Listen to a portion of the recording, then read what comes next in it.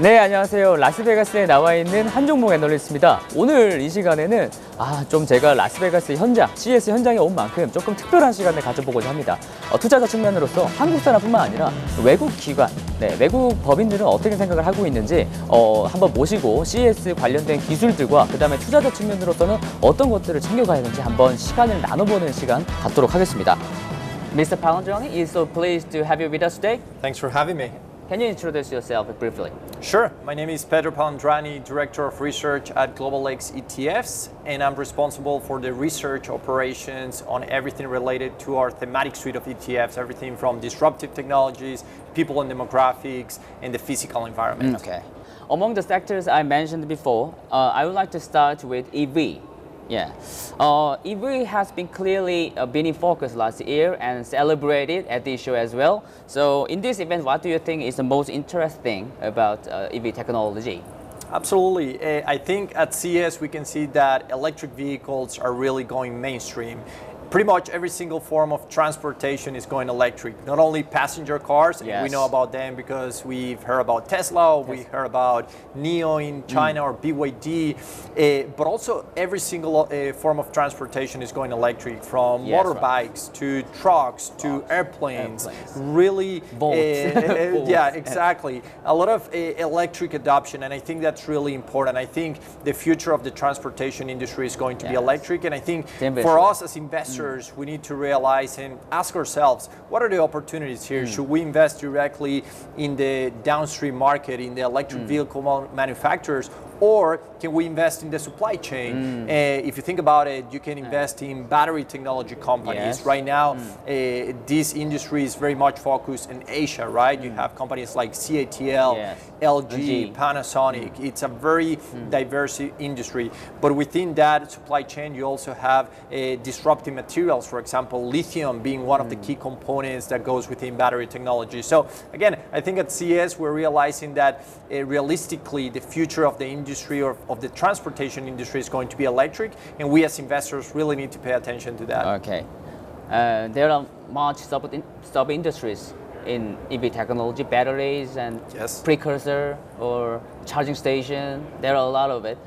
Which sub-industry was your favorite?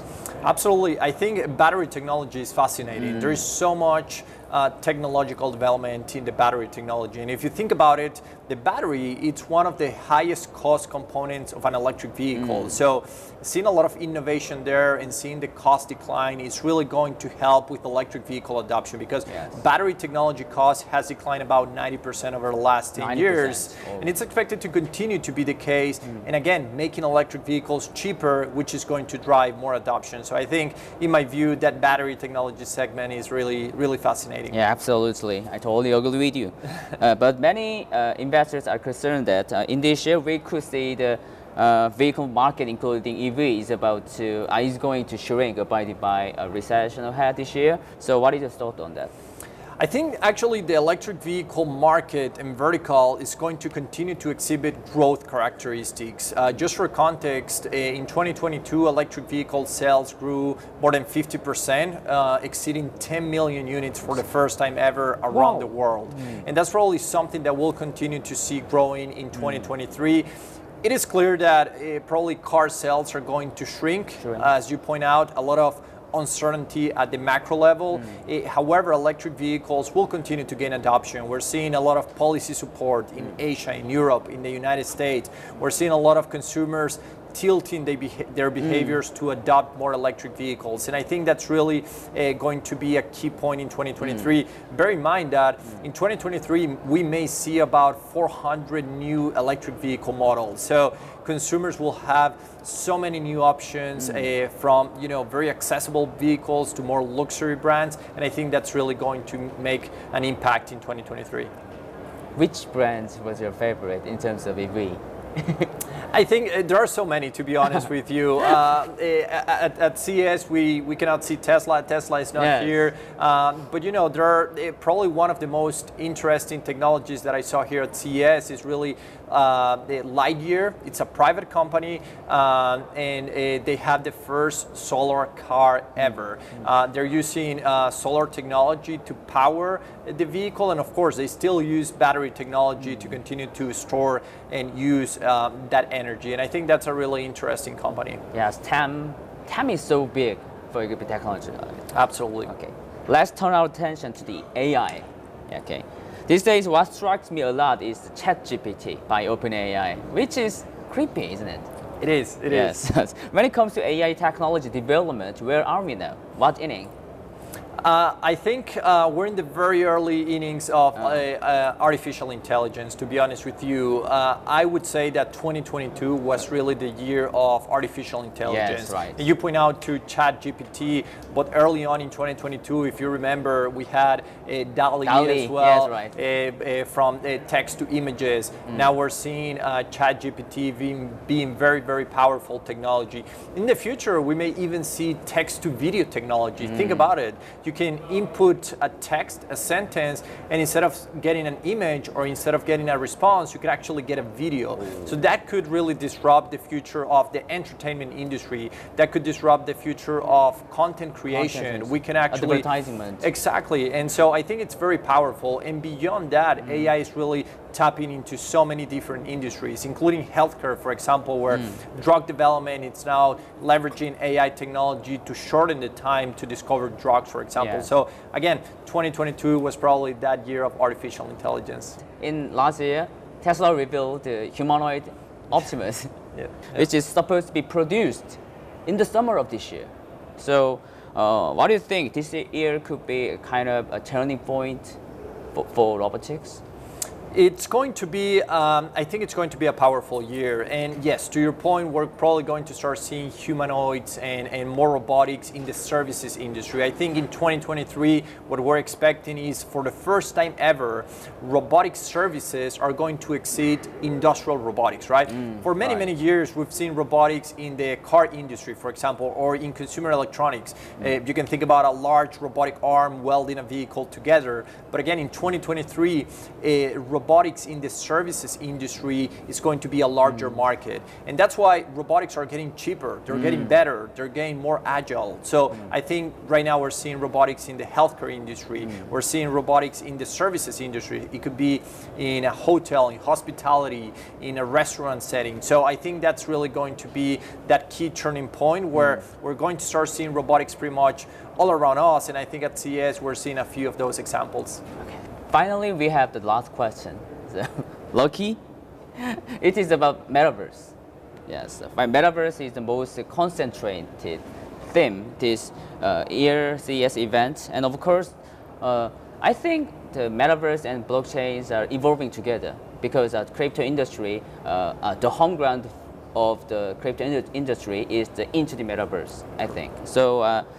I would like to ask what kind of role metaverse is playing. The metaverse is another technology that is really in the early stages of adoption, clearly, right? We're just starting to see what that future of immersive technologies could be. And I think for investors, we need to start thinking about what are going to be the foundational technologies that will allow for greater adoption of the metaverse in the next few years. And probably hardware is something that we're seeing here at CES, right? That's with right. VR technology, with augmented reality technology, with mixed reality as well. We're seeing a lot of those applications that are really creating immersive experiences in virtual worlds. And of course, we're not talking only about video games. We're talking about virtual world applications outside. It could be the industrial segment where we're seeing a lot of examples of augmented reality applications in the manufacturing industry, for example, helping humans to enhance their capabilities to do a better job just by leveraging augmented reality. So I think the metaverse, to your point, it's really in the very early stages, but the total addressable market far exceeds $1 trillion. If you think about it, it could tap pretty much into every single industry. It's one of those general purpose technologies that has significant potential. You've been answering many questions I made from EV to metaverse, so thank you. But could I have your last message you want to convey for Korean investors? Absolutely. If I have to say something is that our world is facing so much innovation, so much disruption, and it's happening very, very fast. We believe that the adoption of all of these technologies is probably facing an exponential adoption. And for us as investors, we need to react early when we start seeing a lot of the different opportunities that we have within all of these disruptive technologies, innovation, and what we call thematic investing. So I think for us as investors, it's really about acting early, because once adoption picks up, it could be then late. Is it acting strategy regardless of the recession or something? I think all of these disruptive technologies can mitigate a lot of the cyclical factors of the economy. So again, it could be a challenging macro environment for the world, but in terms of adopting these technologies, we're probably not going to stop. So I think regardless of those macro level headwinds that we may face in 2023, I think disruptive technologies, innovations, and thematic investing is going to continue to be very powerful. Thank you for answering. We appreciate the insights you shared today. Thank you so much for Thanks for having me. joining Thank us. you. Yeah, Appreciate thank you it. so Thank much. you. Appreciate it. 네, 지금까지 천지 자산운용사 글로벌X의 페드로 팔란드라니 리서치 팀장님과 얘기 다 나눴고요.